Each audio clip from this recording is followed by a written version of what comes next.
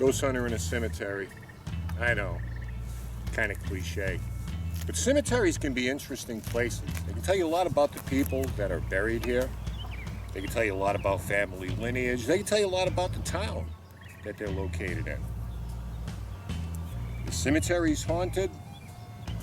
Well, it's hard to say.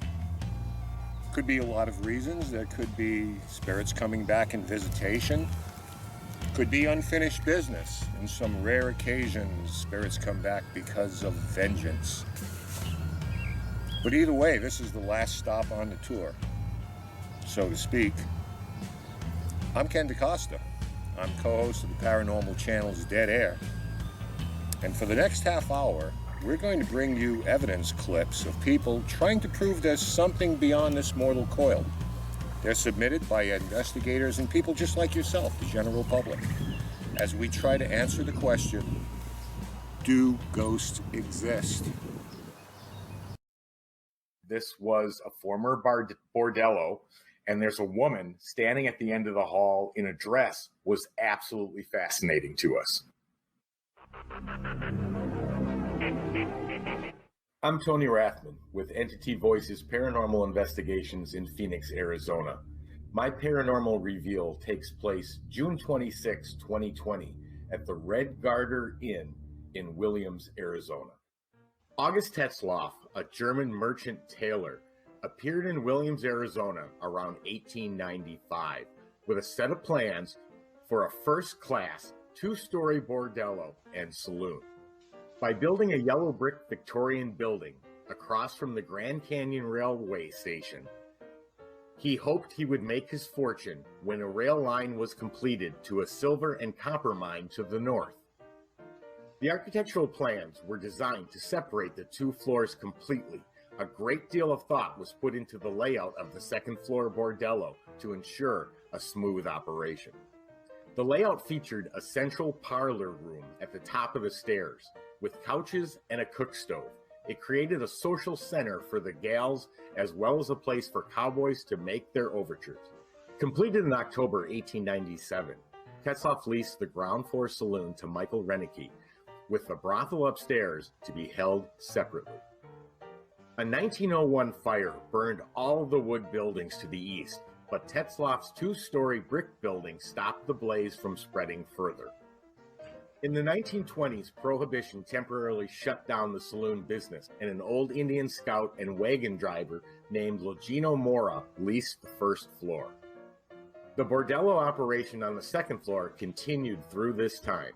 Under new ownership in 2015, the addition of a commercial kitchen was added to the saloon area downstairs, and it now houses the Grand Canyon Coffee and Cafe. After opening, guests and staff began to report signs of ghostly activity, including the sound of footsteps when no one is around, doors mysteriously slamming, and strange clunking noises. Guests have reported seeing the apparition, describing her as a Hispanic girl with long dark hair and dressed in a white nightgown. The clip you're about to see is a Flir capture that my wife and I captured at the Red Garter Inn. We were the only two people in the entire establishment, and they opened up the entire building for us, including all rooms. We set up cameras everywhere, except for about a 4-foot section of an L-shaped hallway where we couldn't get cameras to reach.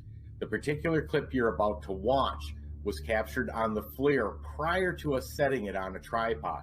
I was manually holding it, but you will see the Flir apparition appear and walk out of the frame. All right, let me just get this dialed in.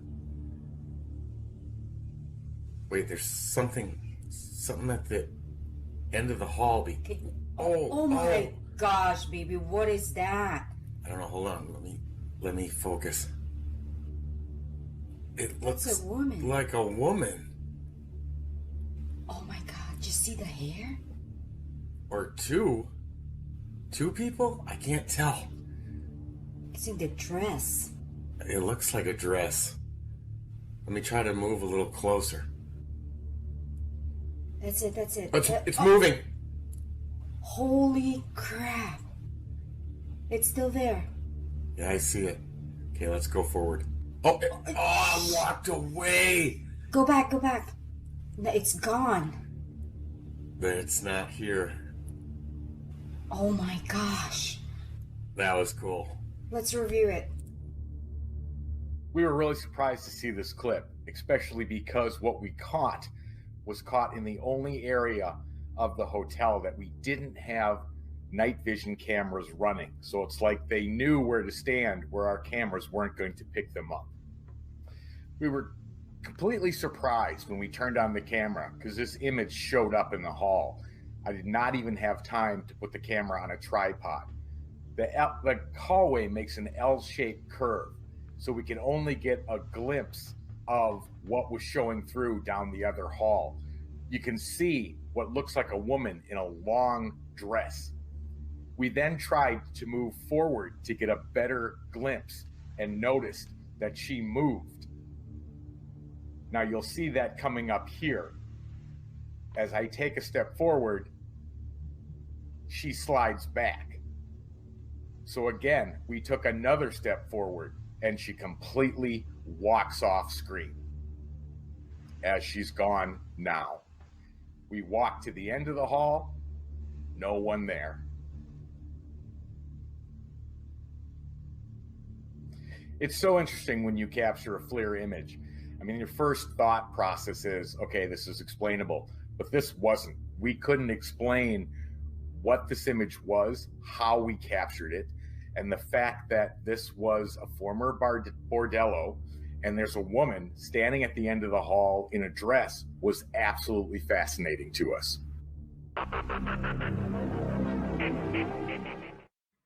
We were really surprised with this capture, and the fact that the figure in this dress was standing right outside what was the madam of the house room in the bordello. And when we tried to move forward, she walked into that room. It's a real good indication to us that who we captured was the madam of the house of the Red Garter Inn. She was dressed as she would have been in that time frame, and she disappeared into the room that was specifically designed for her to keep track of the other girls in the house. My wife and I have plans to go back again to see what more we can capture and what more they'll show us that they're capable of doing. This location has a huge history behind it, and it was absolutely fascinating to get a tie-in on a FLIR image to what was occurring in this building. He asked me what was going through my head, and I said, I don't know. I don't know if I'm being followed around right now. Hi, I'm Jack Hanna. I'm a paranormal investigator with Spirits of New England, and my reveal takes place in the Fairbanks House in Dedham, Massachusetts. The Fairbanks House in Dedham, Massachusetts is a historic house built in 1641, making it the oldest surviving timber frame house in North America. Puritan settler Jonathan Fairbanks constructed the farmhouse for his wife, Grace, and their family. The house was occupied and then passed down through 8 generations of the family until the early 20th century. Over several centuries, the original portion was expanded. In 1879, the great-great-great-granddaughter of Jonathan and Grace Fairbanks, Nancy Fairbanks, died without a husband or children and left the house to her niece, Rebecca Fairbanks. Rebecca's dire financial situation led her to sell the house to realtor John Crowley in 1895, but she was allowed to continue living there. In 1897, Crowley was going to tear down the house to develop the 2-acre lot, but an appeal in the Boston transcript led it to being purchased by Mrs. J. Amory Codman and her daughter Martha. Each year, the Fairbanks family hosts a reunion at the house. In 1907, sitting Vice President of the United States, Charles W. Fairbanks, attended. The Boston Bicycle Club often stopped at the house during their 2-day Wheel Around the Hub tours through Boston's suburbs. Today, the Fairbanks House is owned and operated by the Fairbanks Family in America, a member-based nonprofit organization as a historic house museum. The house was declared a National Historic Landmark in 1961 and is listed on the National Register of Historic Places. The Spirits of New England team was requested by the Fairbanks House to come and investigate their location.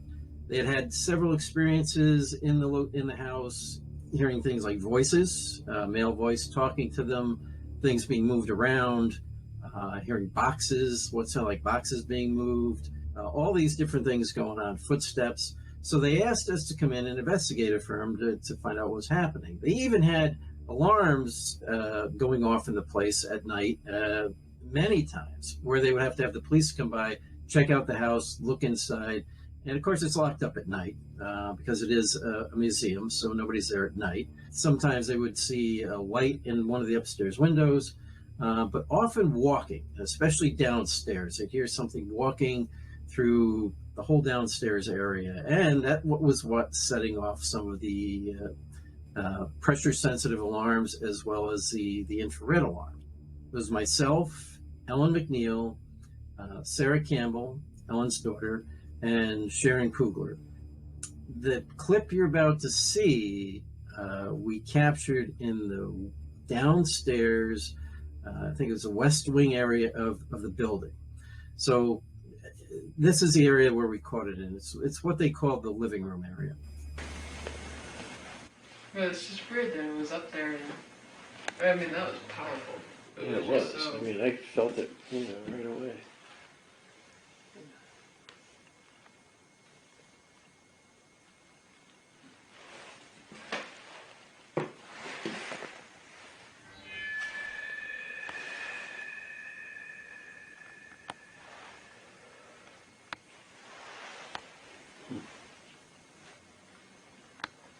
If something's following me around right now, or just imagination that it's as cold as it feels.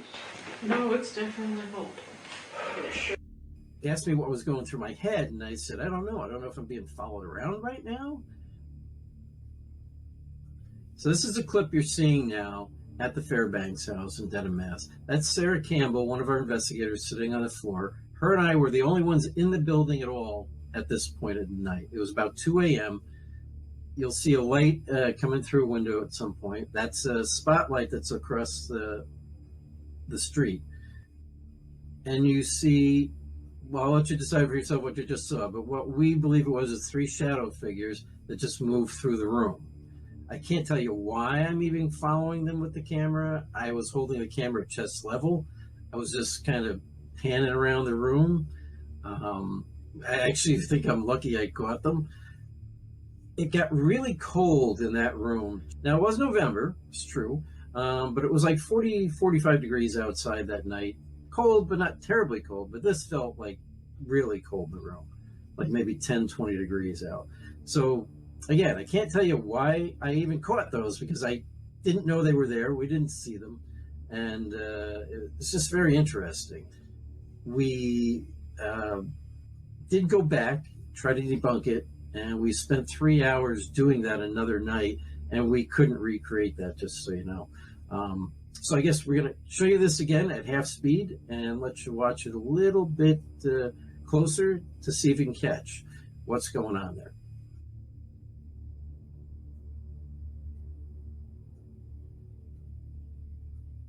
So there you'll see there's the first 2 shadow figures go by fairly quickly, and there's that last dark one. And if you notice that one, it kind of just disappears into the darkness there. The first 2, if you really watch close, you'll see at least the second one's shadow will appear on the far wall just for a moment. Now, we went through this again and again, and as far as we can tell, those shadow figures are in the room with us. So there it is again. There's the first one, the second one, boom, and then that first, the last tall one there, and it just kind of disappears. As you keep watching it again and again, you actually do notice that it blocks out the chair that's sitting there in front of the window. And again, we went back and spent 3 hours trying to debunk that. We had people across the street, out at the street, trying to walk past to see if their shadow would show up. We tried all kinds of things. We could not recreate that, and I think we were lucky. What we do think is that it's some of the family that lived there, maybe the last 3 family members that lived there. And there were 3 women, and one of them was very tall. And one had a bedroom just off that room to what we'd see on the right-hand side of that footage. And I had been in there, and it got real cold in that room too. And then I came out, and then we got cold in the room we were in, and then they saw that happen. So again, very interesting to us. We did present it to the Fairbanks family. They thought it was amazing. And we think it was the three sisters that last lived there. There's also discussion that maybe the last one was the first Fairbanks family member that was a caretaker there at the house. And he was a very tall man, very tall individual. And people have heard his voice in that building before too. So there's discussion that he may be that third shadow figure as well. It seemed to be intelligent and almost an interaction with us, and it was extremely clear. Hi, my name's Dave Francis. I'm an independent paranormal researcher out of Upton, Massachusetts, and my Paranormal Reveal takes place at John Stone's Public House in Ashland, Massachusetts. Building commenced on Stone's Public House in 1832 by John Stone, who called his business the Railroad House. When he heard that the railroad was to be built through the center of town on his own land, he decided to build a hotel right alongside the tracks. The Railroad House opened on September 20th, 1834, to an enthusiastic crowd of 300 people. John operated the Railroad House for less than 2 years, then leased it to innkeepers. John died in 1858, and W.A. Scott bought the business. The man credited with helping to return the building to its former glory is Leonard Cappy Fournier, who bought the building in 1976. Cappy is also the man credited with first exploring the paranormal side of the building. Ralph Bibbo, a professional hypnotist, said after several sessions he concluded between 6 and 7 spirits have roamed the inn for nearly 140 years. Bibbo also said he was told that John Stone accidentally killed a New York boarder, Michael, after he accused the visitor of cheating in an upstairs card game that netted him $3,000. Well, myself and a group of people, it was our second investigation there. Our first investigation was a little bit too big, so we whittled it down to 5 girls and 6 guys, and we split up into 2 different teams.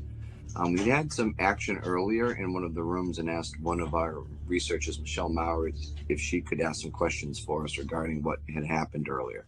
I have a little girl, she's around your age, and she likes to play with toys, so if you want to come play with this compass, you can.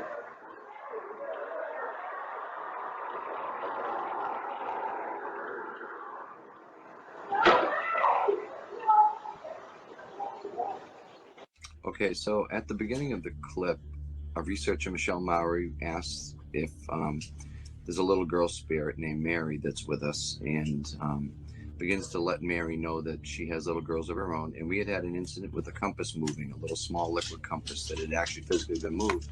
So she asked if she could play with the compass. And as she's wrapping up talking, there's a car that goes by that kind of goes over all of the audio. And then as the car trails off, you'll hear a voice and a noise, and hopefully you can ID them.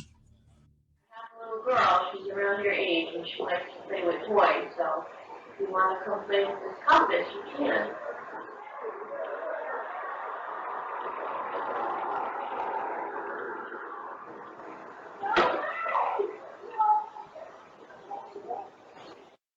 Now, the first time I get to listen to this clip, it was sent to me by Michelle, and she explained that she heard something at the end, and kind of like what we're doing here, she didn't want to lead me up to it, so she told me to just keep an ear out for it.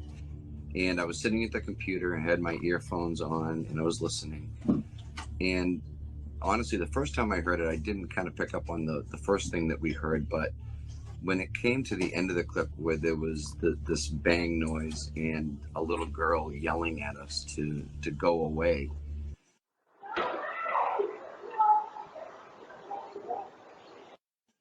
it was the first time that I'd ever heard a recording done in a situation that we'd been in where it seemed to be intelligent and almost an interaction with us, and it was extremely clear. Well, Stone's Public House for us, it's been a labor of love. I happened to get us in there because I was working with one team, and that team disbanded, and I was still in touch with the manager, and he was very interested in having us go in and do some work there. And I ended up spending hundreds of hours of time with the local president of the Historical Society, Cliff Wilson. Hi, Cliff, just a shout out. And we dug up a lot of history that just wasn't even known about the place, and that transcended the information that had been passed down over the decades from the Raphael Bibbo sessions. What we were able to do is, through our historical stuff, we started noticing in our recordings, and there are several recordings where names are mentioned or situations are mentioned that tend to match up on this historical aspect of the building. And the history in the building itself is incredible. It was built in 1834. All finished. It was one of the first major stops along the railroad that came from Boston to Worcester. And the little girl in the clip that I could touch on that, she's suggested to be one of the spirits. And Mary, her name was Mary Smith. She was killed, I believe, in 1862. She ran out in front of a train and was killed instantly. But it suggested that she was brought into the building after she'd been hit, and for some reason she's still around. And the way I like to think of it is sometimes I wonder, in our responses we get, a lot of it's made us sound like we're crazy that we're asking these questions or just telling us to leave. That maybe it's not so much spiritual activity, but sort of an overlap with people in one time versus us in our time. I don't know. I'm glad to just we're taking the time, and Ken's putting all this together to have us look at things and maybe think about things in a different way. But as far as a haunted location and activity, it is a great location. We've had some other things that happened there that were more physical, where one investigator was hit in the face with a rock in the basement while he was in an area where he couldn't even stand up. And unfortunately, we didn't catch it on tape, which happens like 9,000% of the time, I think. Yeah, it's been a blessing to be able to go back in there over and over and to repeat tests and to try things. The last few times we've been there, we haven't recorded anything. It doesn't seem like things are just happening. But now with the pandemic, we're going to be able to go back in there fresh again once things really start rolling, and maybe get some more stuff that we can share. I noticed something that at the end of the ward that looked out of place, that it didn't look like something that I remember seeing in that ward. And so then when I took a closer look at it, it was like, oh my goodness, this really looks like a figure. Hi, I'm Matthew Slozer from Automoon Paranormal in Winston-Salem, North Carolina, and my paranormal reveal is from the Trans-Allegheny Lunatic Asylum in Weston, West Virginia. Trans-Allegheny Lunatic Asylum was constructed between 1858 and 1881. It's the largest hand-cut stone masonry building in North America and considered the second largest in the world next to the Kremlin. It was designed by the renowned architect Richard Andrews following the Kirkbride plan, which called for long, rambling wings arranged in a staggered formation. This assured that each of the connecting structures received an abundance of therapeutic sunlight and fresh air. The original hospital, designed to house 250 residents, was opened to patients in 1864 and reached its peak in the 1950s with 2,400 patients in overcrowded and generally poor conditions. It was dubbed Weston State Hospital in 1913, which was used while occupied, but reverted back to its originally commissioned name, the Trans-Allegheny Lunatic Asylum, when it became a tourist attraction. Weston State Hospital found itself to be the home for the West Virginia Lobotomy Project in the early 1950s. This was an effort by the state of West Virginia and lobotomy specialist Walter Freeman to use lobotomy to reduce the number of patients in asylums because of severe overcrowding. Changes in the treatment of mental illness and the physical deterioration of the facility forced its closure in 1994. This inflicted a devastating effect on the local economy, from which it has yet to recover. It has been featured as a haunted location on several paranormal television shows, including Ghost Stories, Ghost Hunters, Ghost Adventures, Paranormal Lockdown, and most recently, Destination Fear. Now, I've investigated the Trans-Allegheny Lunatic Asylum on numerous occasions, both with my team, Automoon Paranormal, and individually going for the public investigations that they would hold in that facility. So I was investigating the lower section of the lobotomy care wing. There's actually 2 floors on that section. It's a wing off on the end, so it's not one of the main halls. It's a wing off on the end where they would house the patients after they were lobotomized. So it was basically just in its heyday, wall-to-wall beds of patients recovering. And that section is not always open, so this was a chance that it was open on this night. So whenever it is open, I jump on that chance to get down in that section of the building because it's very, very interesting has a unique feel to it, and it is not investigated as frequently as the other parts of the hospital. So I was investigating the lower section of the lobotomy care wing. There's actually 2 floors on that section. And what I'll do a lot of times is just take my camera and shoot photos down the hall, down the wards. The clip you're about to see is actually a photo that I took down one of the wards. So it's not a open hallway, it's a closed end ward. And basically I would just take pictures of all kinds of, behind me, in front of me, to the side, as it'd be going through the building. And in this instance, when I took this picture and went back to look at it, I saw something unusual. So when I was looking at these pictures of the different wards and the hallways that I was taking shots of, I noticed that there was something that looked odd at the end of the one ward. And so when I looked closely at it, it appears to be a figure standing at the end of the hall, or not the hallway, but at the end of the ward. Looks to me like a woman in a dress. You see the white collar, you see the hands, the one arm seems to be crossed across the front, like her stomach, the other arm down to the side, and then it kind of blurs to the bottom. It's hard to tell whether it's just the image starts to blur or whether it is actually a dress. It kind of has a dress look to it. Although I've shown this to other people, and some people say that they see a farmer type person wearing jeans and boots. And the bottom half, they see kind of jeans or pants and then high boots. I personally don't see that. I see either that it's just kind of blurry or it looks more like a dress to me. So I think it's more like a old-fashioned nurse outfit is what it looks like to me. So I was thrilled when I saw this. Now, to be clear, I didn't see anything going on at the time I took the picture. I was just down there taking pictures. And then when I was going back reviewing the photographs, I noticed something that at the end of the ward that looked out of place, that it didn't look like something that I remember seeing in that ward. And so then when I took a closer look at it, it was like, oh my goodness, this really looks like a figure. And this was one of the earliest pieces of any kind of photographic evidence I ever caught. And so I was thrilled. I was shocked because I actually wasn't expecting to get anything. I was just taking pictures of the asylum just to kind of document it. And so I was very, very excited to get it. And, initially you start showing other people and ask, are you seeing what I'm seeing? Because this really looks like it's something. And, the more and more people I showed it to agreed that they were seeing, the difference is whether it's a farmer or whether it's a woman in a dress, but nobody's looking at it saying, I don't see anything. So I was very, very excited to see it and very excited to capture it.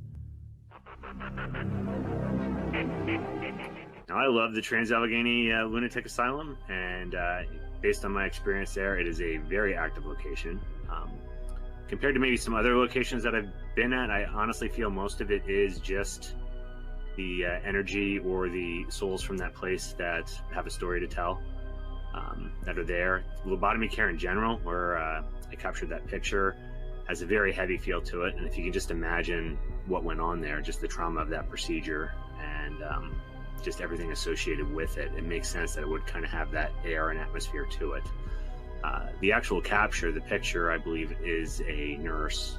That's kind of my gut feel as to a nurse in that ward being at that spot. Now, based on her dress, that seems to be a age and era that would predate the lobotomies. So even though that energy kind of pervades that section and it has that label, that section was used, and the whole hospital was used for very different, the different wards were used for different purposes over the history of the institution. So, she's there for some reason. We've never captured any audio there to tell that I would say would be specific to her. So I can only assume that she has some emotional tie to that location, and that's why we see her in that place. As opposed to the hospital as a whole, that section in general has a extremely heavy feel to it.